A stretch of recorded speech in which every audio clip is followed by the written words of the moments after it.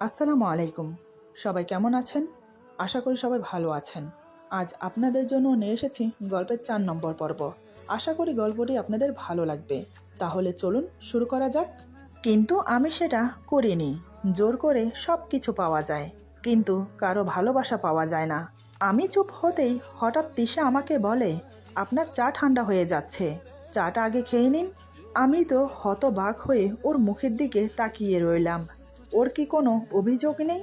কাল রাতে আমি ওর হাত পুড়িয়ে দিলাম, তাও আবার অ্যাসিড দিয়ে, জঘন্যভাবে। এমনভাবে জ্বালিয়েছি যে হাতের চামড়া মাংস ছিঁড়ে ছিঁড়ে পড়েছে। তাহলেও এত স্বাভাবিকভাবে কথা বলছে কি করে? নাকি আমাকে ভয় পাচ্ছে, তাই আমার কথাগুলোর কোনো প্রতিউত্তর দিচ্ছে না। আমি বললাম, তোমার কোনো অভিযোগ নেই আমার প্রতি? তিশা বলে, কিসের অভিযোগ? আমি বললাম, আমি কাল তোমার হাত পুড়িয়ে দিয়েছি অ্যাসিড দিয়ে। তুমি যন্ত্রণায় ছটফট করেছো, কান্না করেছো, কিন্তু তারপরেও আমি তোমার হাত ছাড়িনি। তোমাকে কালকে আমি অনেক কষ্ট দিয়েছি, অনেক যন্ত্রণা দিয়েছি। এরপরেও কি তোমার কোনো অভিযোগ নেই আমার প্রতি? তিশা চুপচাপ বসে আছে, মাথা নিচু করে, কোনো কথা বলছে না। আমি আবার বললাম, কি হলো বলো? আমার কথার উত্তর না দিয়ে হাতের নখ খুঁটাচ্ছে। আমি আবার চেঁচিয়ে বললাম, কি হলো, কথা বলছো না কেন? বোবা হয়ে গেলে নাকি? আমার ধমক খেয়ে তিশা কান্না করে দেয়। আমি বললাম, এই দেখো, মেয়ে আবার কান্না করে। আরে, আমি তোমাকে কান্না করার মতো কিছু বলেছি? আমি জানি মনে মনে তোমার অনেক অভিযোগ আমার প্রতি, যেটা তুমি ভয়ে মুখে বলছো না। কিন্তু আমাকে ভয় পাওয়ার কিচ্ছু নেই। আমি বাঘও না, ভাল্লুকও না যে তোমাকে খেয়ে যাব। কিন্তু হ্যাঁ, রেগে গেলে আমি একটু একটু শাসন করি, তবে আমার শাসন খুবই ভয়ানক। কাল সেটা নিশ্চয়ই তুমি অনুভব করতে পেরেছ। আশা করব নেক্সট টাইম আমার থেকে কোনো কিছু লুকোবে না, সব সময় সত্যিটা বলবে। এতে করে তোমারও ভালো আর আমারও ভালো। এখন চুপচাপ এখানে বসো। আমি জানি নিশ্চয়ই তোমার খিদে পেয়েছে। কাল রাতেও তো কিছু খাওনি। দাঁড়াও, আমি কিছু ব্যবস্থা করছি। আমলেট আর ব্রেড চলবে তো? তিশা চুপচাপ বসে আছে, ওর শরীর কাঁপছে। ভয়ে নাকি খিদায় বুঝতে পারছি না। আমি বললাম, কি হলো, ব্রেড আমলেট চলবে তো? তিশা মুখে কিছু না বলে শুধু মাথা নাড়িয়ে হ্যাঁ বলে। আমি চলে যাচ্ছিলাম রান্নাঘরে, কিন্তু দরজার কাছে গিয়ে আবার ওর দিকে ফিরে তাকিয়ে বললাম, আর হ্যাঁ, তুমি চাইলে আমার নামে কমপ্লেন করতে পারো, নিজের মা বাবার কাছে, নয়তোবা আমার ফ্যামিলির কাছে, চাইলে আবার পুলিশের কাছেও যেতে পারো। তবে তার আগে তুমি যে অন্যায়গুলো করেছো সেগুলো আগে বলিও, ঠিক আছে? এই বলে আমি চলে গেলাম রান্নাঘরে। ওর জন্য আমলেট আর ব্রেড নিয়ে কিছুক্ষণ পরে রুমে আসলাম। রুমে এসে দেখি যে জায়গায় বসিয়ে দিয়ে গেছি সে জায়গাতেই বসে আছে। এটা দেখে মনে মনে হাসলাম। আমাকে যে এখনো বাঘের মতো ভয় পাচ্ছে বুঝতে পারছি। আমি এবার নাস্তার প্লেট নিয়ে ওর পাশে বসলাম। এক টুকরো ব্রেডের সাথে কিছুটা আমলেট ছিঁড়ে নিয়ে ওর মুখের সামনে ধরলাম। দেখিও মিটমিট করে আমার দিকে তাকিয়ে আছে, কিন্তু আমার হাত থেকে খাবার খাচ্ছে না। আমি বললাম, তুমি খেতে পারো, এখানে কিছু মেশাইনি। সে তারপরেও খাচ্ছে না। এবার আমি নিজে খেয়ে দেখালাম ওকে। আমি বললাম, দেখেছ, কিছু মেশাইনি। এই বলে ওর মুখের সামনে খাবার ধরতেই খেতে লাগলো। ওর কাণ্ড দেখে আমার কি হাসা উচিত নাকি অনুশোচনা করা উচিত আমি ঠিক বুঝতে পারছি না। এভাবে সকাল পেরিয়ে দুপুর, আবার দুপুর পেরিয়ে বিকেল হলো। সারা দিনটা যেমনই হোক কেটেছে, কিন্তু বিকেলের দিকে তিশার ধুম জ্বর এলো। এতটাই জ্বর এসেছে যে গা একদম পুড়ে যাচ্ছে, যত সম্ভব হাতের যন্ত্রণা থেকে, আর ঠান্ডা ফ্লোরে অজ্ঞান হয়ে অনেকক্ষণ পড়ে থাকার কারণে। নিজেকে এখন সত্যি অপরাধী মনে হচ্ছে। সারা রাত মাথায় জলপট্টি দিয়েছি, উপরে উপরে যতটুকু পেরেছি হাত পা ভেজা টাওয়াল দিয়ে পুছে দিয়েছি। বিছানা থেকে একদম উঠতে পারিনিও। এর ভেতরে 2 দিন পর পর হাতের ব্যান্ডেজ পাল্টাতে হয়েছে। এখন ঘা অনেকটা শুকিয়েছে। এদিকে আমি প্রায় 2 সপ্তাহ অফিসে যাইনি, ঘরে থেকেই সম্পূর্ণ কাজ শেষ করেছি। কারণ তিশাকে এই অবস্থায় ঘরে একা রেখে যাওয়া একদম ঠিক হতো না। আর আমারও মন চাইছিল না ওকে একা রেখে যেতে। এই 2 সপ্তাহ অনেক সেবা যত্ন করার পর এখন অনেকটা সুস্থ হয়েছে ও। তবে আমাদের মধ্যে দূরত্বটা এখনো রয়ে গেছে। তিশা এখনো আমার সাথে ভালো করে কথা বলে না। আমাকে দেখলেই চমকে ওঠে, কেমন যেন ভয়ে ভয়ে থাকে। ও ঠিক আমাকে এখন বিশ্বাস করতে পারছে না। এই 2 সপ্তাহ এত সেবা করার পরেও ওর ভয় দূর করতে পারলাম না আমি। জানি না আদতে পারবো কিনা। আমাকে দেখলে কেমন যেন ভয়ে গুটিয়ে গুটিয়ে থাকে। নিজে থেকে কথা বলে না। কিছু জিজ্ঞেস করলে হ্যাঁতে বা নাতে উত্তর দেয়। 2 সপ্তাহ পর আজ সকালে আমি ওকে বললাম, তোমার শরীর এখন ঠিক আছে তো? সে মুখে কিছু না বলে উপর নিচ মাথা নেড়ে হ্যাঁ সূচক সম্মতি জানায়। আচ্ছা, এমন ইশারাতে কি বুঝবো? ও সুস্থ না অসুস্থ? আমি বললাম, কি বলছো বুঝলাম না। তিশা বলে, আমি ঠিক আছি। আমি বললাম, একা থাকতে পারবে তো? না মানে এই 2 সপ্তাহ আমি অফিসে যাইনি। অফিসের এখন কি অবস্থা আমি জানি না। তুমি যদি সুস্থ থাকো তাহলে আর কি অফিসে যেতাম। তিশা বলে, আপনি যেতে পারেন, আমি এখন সুস্থ আছি। আমি বললাম, ঠিক আছে, নিজের খেয়াল রেখো। আমি তাহলে আসি, তাড়াতাড়ি চলে আসবো আবার। এই বলে আমি অফিসে চলে গেলাম। এভাবে আরও 2 সপ্তাহ কেটে গেল। তিশা এখন পুরোপুরি সুস্থ। পুড়ে যাওয়া হাতও শুকিয়ে এসেছে। মাঝে মাঝে দেখি তিশা পুড়ে যাওয়া হাতের দিকে তাকিয়ে মাঝে মধ্যে চমকে ওঠে। আবার কখনো হাতের দিকে তাকিয়ে ভাবনায় ডুবে থাকে। এটা দেখে মনে মনে আমার খুব অস্বস্তি হয়। মাঝে মাঝে ভাবি যে আমি মানুষটা এমন কেন। এভাবে আরও বেশ কিছুদিন কেটে গেল। একদিন অফিস থেকে আসার সময় ওর জন্য একটা মেহেদি কিনে নিয়ে এলাম। এই মেহেদি দিয়েই তো ওর মনে আতঙ্ক ধরিয়েছি। আজ সেই মেহেদি দিয়ে ওর মনের ভয়টা দূর করব। জানি না কতটা সফল হতে পারবো। নানান কথা ভাবতে ভাবতে বাসায় এলাম। দরজার কলিং বেল প্রেস করতেই তিশা এসে দরজা খুলে দেয়। ওকে দেখলেই মনের ভেতরটা মোচড় দিয়ে ওঠে আমার। কারণ ওর মুখে বিষণ্ণতার ছাপ, চোখে মুখে চিন্তার ছাপ ফুটে আছে। ওর মুখ দেখলেই বুঝতে পারি আমি ও যে ভালো নেই। এটা শুধু আজ নয়, প্রতিদিন অফিস থেকে ফিরে ওর মলিন মুখটা আমাকে দেখতে হয়। তিশা দরজা খুলে এক সাইড হয়ে দাঁড়িয়ে আছে। আমি ওর মুখের দিকে তাকিয়ে মলিন হেসে ভেতরে প্রবেশ করলাম। প্রতিদিনের মতো তিশা আমার হাত থেকে ব্যাগ নিয়ে সোফার উপর রাখলো। তারপর আমার জন্য ঠান্ডা এক গ্লাস পানি নিয়ে এলো। তিশা বলে, আপনি ফ্রেশ হয়ে নিন, আমি বরং আপনার জন্য চা বানিয়ে নিয়ে আসছি। আমি বললাম, এই বলে আমি বেডরুমে চলে গেলাম ফ্রেশ হতে। কাপড় চেঞ্জ করে ফ্রেশ হয়ে নিচে নেমে এলাম। ততক্ষণে তিশা চা বানিয়ে টি টেবিলে রেখেছে। আমি গিয়ে সোফায় বসতেই তিশা আমাকে চা এগিয়ে দেয়।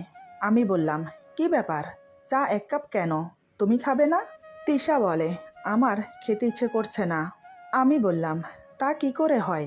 যাও, একটা খালি কাপ নিয়ে আসো, আমরা এটাকে দুজন ভাগ করে খাবো। আমার মুখের উপর না বলার সাহস তিশার নেই, কারণ সে আমাকে সেদিনের পর থেকে খুব ভয় পায়।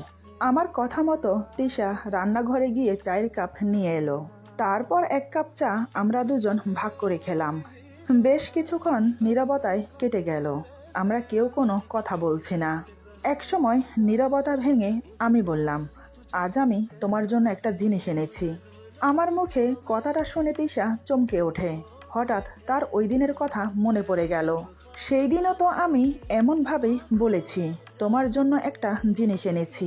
তারপর সেই অ্যাসিড মিশ্রিত মেহেদি আমার হাতে লাগিয়ে দেয়। কথাটা মনে হতেই ওর আত্মারাম কেঁপে ওঠে। মনে মনে চিন্তায় পড়ে যায়, আমি তো নতুন করে কোনো অপরাধ করিনি, তাহলে এখন আবার কি অপেক্ষা করছে আমার জন্য? আমি ওর মুখের দিকে তাকিয়ে বেশ বুঝতে পারলাম যে তিশা খুব ভয় পেয়েছে। তার হয়তো সেদিনের কথা মনে পড়ে গেছে। মনে মনে একটা দিক নিঃশ্বাস ফেললাম আমি। সব আমার ভুলের জন্য হয়েছে। আমি এবার পেছন থেকে মেহেদির টিউবটা বের করলাম। আমার হাতে আবার মেহেদি দেখে তিশা ভয়ে শুকনো ঢোক গেলে। এবার সে একটু নড়ে চড়ে বসে পিছিয়ে যায়। পরিবেশটাকে স্বাভাবিক করার জন্য আমি বললাম, এটা নর্মাল মেহেদি, এখানে আমি কিছু মেশাইনি। তুমি হাতে নিয়ে দেখো, নয়তোবা আমার হাতে লাগিয়ে দেখো। তিশা কোনো কথা বলে না, চুপচাপ মাথা নিচু করে বসে আছে। আমি এবার ওর দিকে আরেকটু এগিয়ে বসলাম। আমি বললাম, তোমার হাতে মেহেদি লাগিয়ে দেওয়ার অনেক শখ আমার। আমি কিন্তু ভালো করে মেহেদি লাগাতে পারি না, আগেই বলেছি। তোমার হাত দাও, আমি মেহেদি লাগিয়ে দেই। তিশা এবার আমার দিকে তাকায়, আমার মুখের দিকে তাকিয়ে বোঝার চেষ্টা করে আমি রেগে আছি কিনা। আমি বললাম, কই দাও তোমার হাত, আমি মেহেদি লাগিয়ে দেই। তিশা আমার দিকে ওর হাত বাড়িয়ে দিল, ভয়ে ওর হাত কাঁপছে। আমি বললাম, স্থির হয়ে বসো, এভাবে হাত নাড়ালে মেহেদি লাগাবো কি করে? তিশা নিজেকে স্বাভাবিক করার অনেক চেষ্টা করছে, কিন্তু ভয়ের কারণে কিছুই হচ্ছে না। আমি আস্তে আস্তে ওর হাতে মেহেদি লাগাতে শুরু করলাম। তিশা আমার মুখের দিকে একদৃষ্টে তাকিয়ে আছে। আমি ফোনে কিছু ডিজাইন দেখেছিলাম, তার থেকে সহজ যেটা সেটাই ওর হাতে আঁকতে লাগলাম। প্রথমে ফোঁটা ফোঁটা করে পুরো হাতে লাগিয়ে দিলাম, তারপর সোজা সোজা লাইন বানাতে লাগলাম। এভাবে দুই পাশ থেকে লাইন টানার কারণে ঘর ঘর হয়ে গেছে। এবার প্রত্যেকটা ঘরে 4টা করে ফোঁটা দিলাম। এভাবে পুরো হাতে মেহেদি লাগিয়ে দিলাম। দেখতে কিছুটা ছোট ছোট ফুলের মতো হয়েছে। এতক্ষণ পর্যন্ত তিশা আমার দিকেই তাকিয়েছিল, তাই হাতে কেমন মেহেদি লাগিয়েছি সেদিকে খেয়াল নেই ওর। যখন আমি বললাম, দেখে বলো তো কেমন হয়েছে, তখন তিশা হাতের মেহেদির দিকে তাকিয়ে থেকে বলে, খুব সুন্দর হয়েছে। আমি বললাম, সত্যি বলছো? তিশা বলে, হুম। আমি বললাম, তাহলে অন্য হাত দাও। এবার সে অন্য হাত বাড়িয়ে দেয়। এবার আমি সেই হাতেও ঠিক একই ডিজাইনের মেহেদি লাগাতে লাগলাম। মেহেদি লাগাতে লাগাতে আমি বললাম, তুমি জানো আমার খুব ইচ্ছে হয় তোমাকে নিয়ে বৃষ্টিতে ভিজতে, দুজন পাশাপাশি বসে রাতের রূপলি চাঁদের আলো দেখতে, তোমার সাথে এক প্লেটে খাবার খেতে, একই কাপে চা খেতে, আর তোমাকে ভালোবাসতে। আমি জানি তুমি আমাকে ভালোবাসো না, আমাকে তুমি না ভালোবাসো তাতে আমার কোনো আপত্তি নেই, কিন্তু আমার ইচ্ছেগুলোকে একটা প্রাণ দিও, কেমন? আমার কথা শুনে তিশা চুপ করে রইল। আমি ওর দিকে তাকিয়ে দেখি ওর চোখের কোণে জল চিকচিক করছে। আমি হাত দিয়ে ওর চোখের জল মুছে বললাম, এই এত নড়ছো কেন?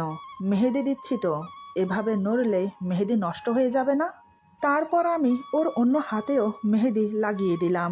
মেহেদি লাগানো শেষ করে আমি বললাম, এই নাও, হয়ে গেছে। কেমন হয়েছে? আমি জানি সুন্দর হয়নি। তিশা বলে, সুন্দর হয়েছে। আমি বললাম, আমার মন রাখার জন্য মিথ্যে বলছো তাই না? তিশা বলে, না, আজ সত্যি খুব সুন্দর হয়েছে, কিন্তু এখন আপনাকে খাবার দেব কি করে?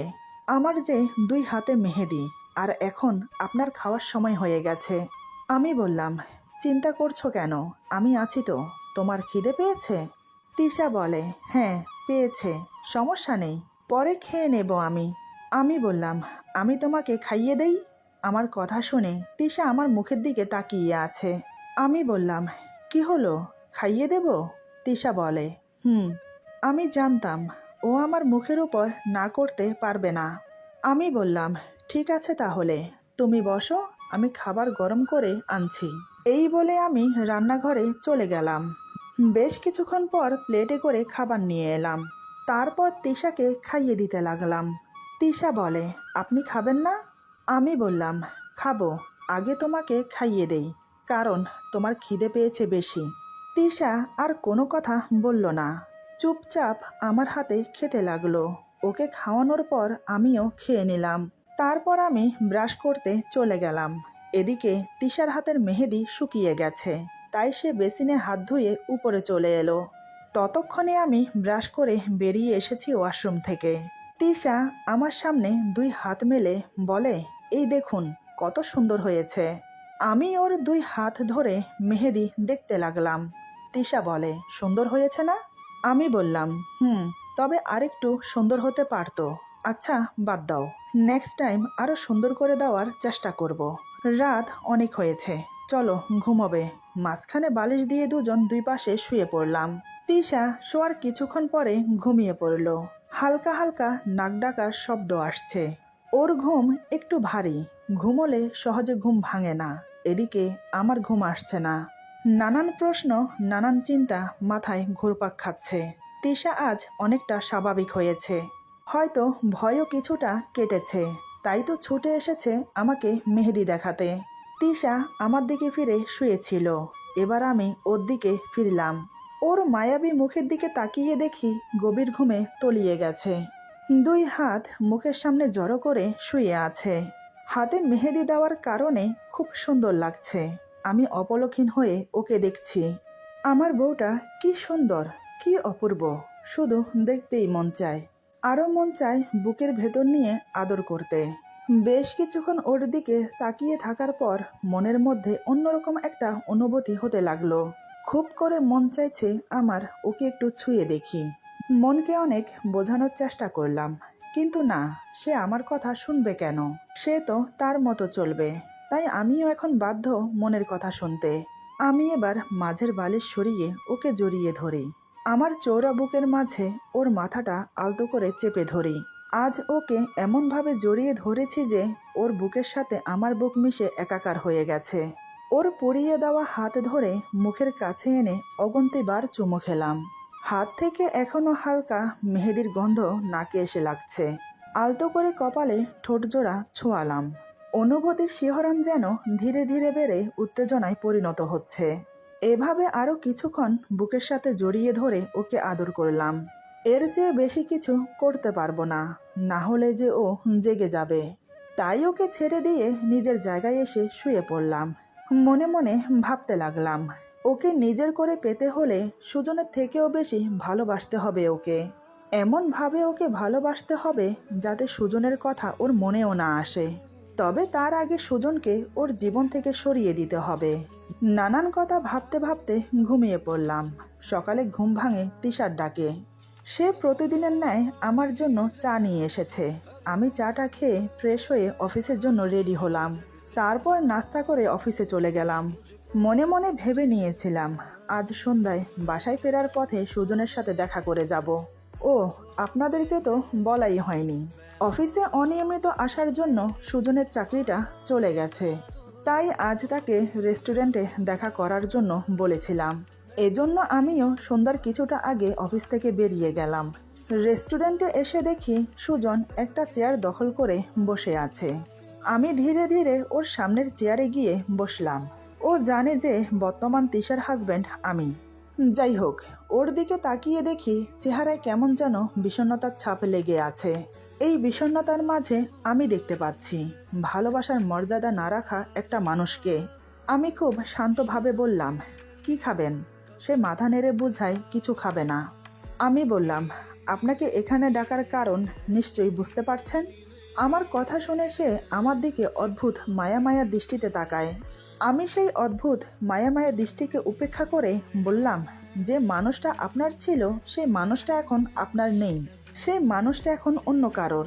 অন্যজন এই মানুষটাকে নিয়ে স্বপ্ন আঁকে, আর এই স্বপ্নের মাঝে আপনি ঢুকে যাচ্ছেন। এটাকে কি ভদ্রতা বলে বলুন?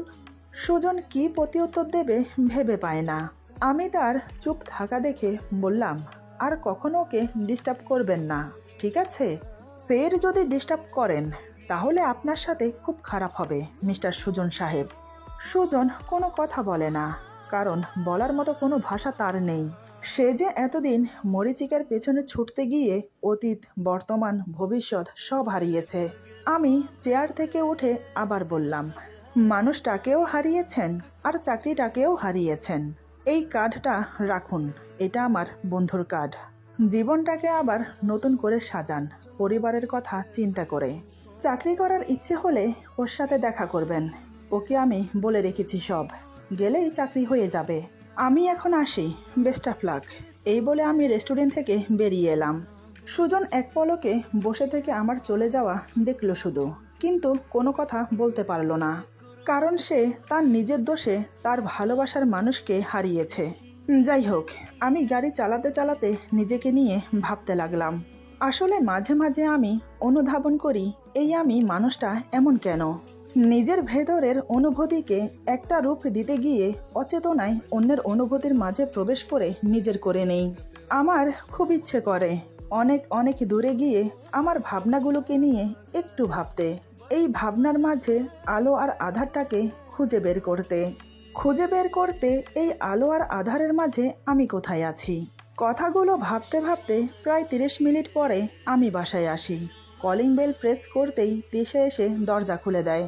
ওর মুখে লেগে থাকা বিষণ্ণতার ছাপ আমি যখন দেখি, আমাকে একটা ক্লান্তির ছায়া ঘিরে ধরে।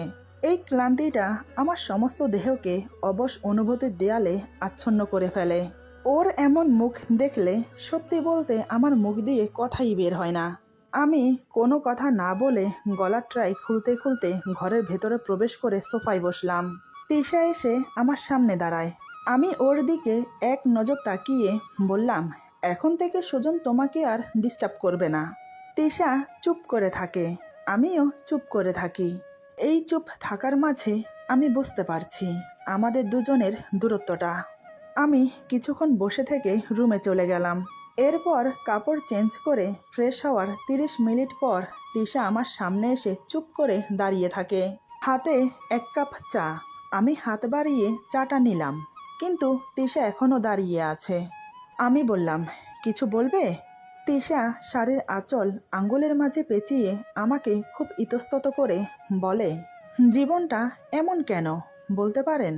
যাকে এত এত ভালোবাসলাম সে মানুষটা আমার সাথে এমন করলো। কেন করলো এমন আমার সাথে? আমি চুপ করে থাকি। এই কথার কি প্রত্যুত্তর দেব বুঝতে পারছি না। আমার মাঝে মাঝে নিজেকে অদ্ভুত পাগল মনে হয় কোথাও না কোথাও আমি ভুল করছি। কিন্তু কাউকে ভালোবেসে নিজের করে চাওয়াটা কি ভুল? আমি তো এর মাঝে কোনো ভুল দেখছি না। এদিকে আমাকে চুপ দেখে তিশা হঠাৎ আমাকে যা বলল তা শুনে আমি একদম ট্যাচু হয়ে গেছি। আমাকে এখন অপরাধবোধ কুরে কুরে খাচ্ছে। নিজেকেই এখন বোকা বোকা লাগছে। সত্যি আমি পাগল, আমি একটা সত্যি সাইকো। এরপর যা হলো, আজকের গল্প এখানে সমাপ্ত। গল্পের বাকি অংশ পেয়ে যাবেন আগামী পর্বে। আশা করি গল্পটি আপনাদের ভালো লাগবে। যদি ভালো লাগে তাহলে লাইক, কমেন্ট এবং সাবস্ক্রাইব করে আমাদের পাশে থাকুন। সবাই ভালো থাকুন, সুস্থ থাকুন। আল্লাহ হাফেজ।